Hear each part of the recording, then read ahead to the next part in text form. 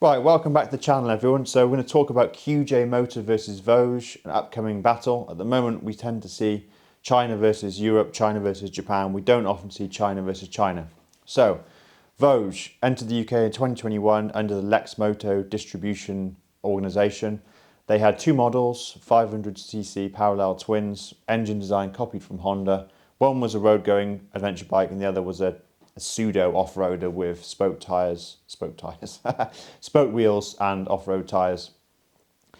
Now, Voge then expanded to form a 525 DSX and a 625, and then they came in with the 800.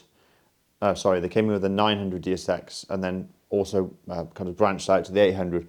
Very, very much in the adventure bike sphere. Don't really see much of Voge that is naked. You see a couple, you like the very short-lived 500 AC, and then you've got the 525 ACX, which was a scrambler. Didn't really make much momentum. All their energy really is behind adventure bikes. So compare that to QJ, who were brought in 2024 with MotoGB's stewardship. They've got, as of launch in UK, 16 models, which is a totally different way to bring in. It's not just, okay, we're really going to test the water with two variants of the same bike. We're going to go bang, here's 16 models, here's a big portion of the lineup to test the waters. Now the lineup is actually 196 bikes. So bringing in 16 actually seems like a lot, but it's still kind of small potatoes as far as what QJ can offer. Back in China, QJ are their own firm. Basically, they bring in, or they manufacture Benelli, they own Benelli. They own Polaris, they own Lotus. So QJ makes their own bikes in China. So they've got a lot of fingers in a lot of pies. Lonsin, on the other hand, actually a little bit smaller than QJ, and they've made their own bikes in China, but they made engines for BMW and other brands here in Europe. So when European brands have outsourced engine manufacture, that's kind of gone through Lonsin. So they've got different approaches.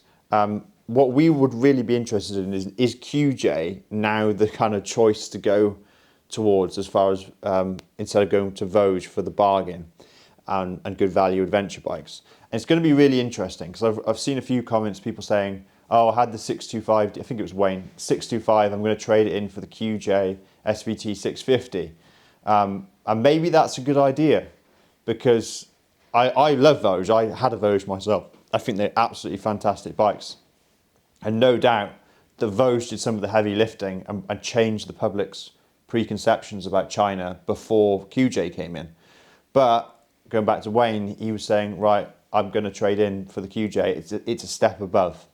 Certainly true that QJ offers probably even more value. Each tier, like the 500cc, the 650, the 900, is a couple of, in the 900 case, a couple of grand cheaper.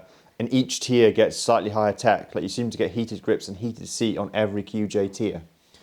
Talk about styling, Voge is very much the insect-like traditional Japanese and European adventure bike fare, whereas QJ's got this kind of quirky, blocky design, which you do double take. You think, wow, it's just different. Not saying it's better than Voge or worse than Voge, because beauty's in the eye of the beholder, but it kind of like, you look at it and you go, oh, there's something about QJ, it just like draws you in. I can't explain it. So they do have differences. Also the engines, Voge is very much P-twins, a single if you count the 300. They're derived from European manufacturers as well. Kawasaki for the 300, or Japan for the Honda, parallel twin, the 500cc range, and then BMW for the 900. Whereas QJ, they've got a V4 bobber. They've got an inline 4 sport bike. They've got P-twin adventure bikes. They've got V-twin adventure bikes. So QJ have got different engine designs, but also a variety of different models as well. Sport bikes, bobbers, nakeds, 900cc nakeds, and adventure bikes. So it's all going to be really interesting when QJ and Voge go head to head. I think people who were looking at Voge will now take a look at QJ at the same time. Right, other brands. Let's talk quickly about CF. Came in 2016. I don't think they really had much energy back then because the quality wasn't up to the level of a European or Japanese 2016 bike. And then they've got Some hits, some misses. The CLX 700 range with a Kawasaki drive motor didn't really take off, whereas the CFmoto 450 MT, they couldn't sell enough of them. Actually, they couldn't fulfill the orders, which was a problem in itself. Then you've got the 800, and the 800 MT, they've kind of remade into the MTX to sort of like glossen it up a little bit. Now that bike sells when it's at the right price. So the Sport, it was as low as mid sixes, and it was as high as over 11, as high as 11 and a half. Doesn't sell at 11 and a half. Obviously, few people were willing to take the plunge at 6 and a half. It was a good bike for that price. They had a little bit of a scare with the KTM and that whole engine design, and was it linked to CF? It turned out it wasn't, so CF is not associated with that LC8, I think it's called, parallel twin that goes wrong in KTMs. Now, then you got Zontes. Zontes honestly are just getting left behind, I think. They had a good run with the 125s, but then I spoke to a dealer saying he wants to get rid of his Zontes 125s as quickly as possible, because CFmoto 125s are going to come in and he's going to find those easier to sell. Zontes tried to go up to sort of the mid capacity, but didn't. It got to 300 or the 350. The GK 350 was a good bike. I really liked that. Very powerful motor. Before all the Triumphs and everything come through, that was the sort of 350 to beat in terms of power. And then they did this 310 adventure bike. Now Bennett's Bike Social, they bought a Zontes adventure bike and they did kind of one of those will it survive the winter videos, which is quite entertaining to be fair. But other than that, there's no visibility on it. No one's bought it. No one rides it. No one kind of reviews it online. They don't market it. You don't really see it in the publications and MCM. You just don't see it anywhere. Zontes have also got this adventure bike. And again, I think it was in MCM. They didn't really review it very well.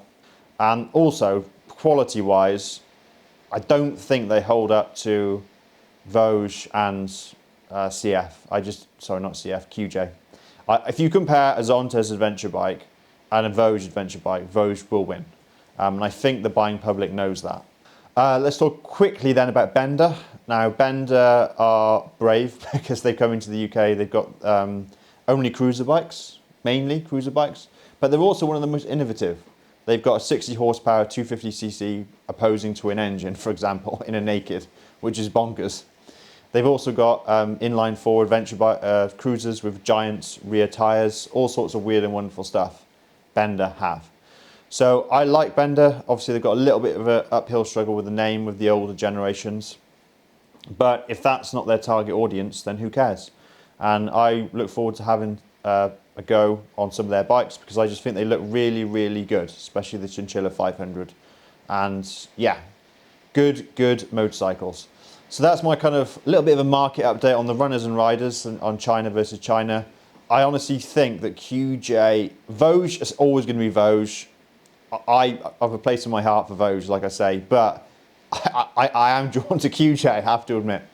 Let me know what you think about the video, and yeah, I'll be interested in your thoughts on all of these bikes and how they all stack up. Alright guys, I'll catch you in the next one.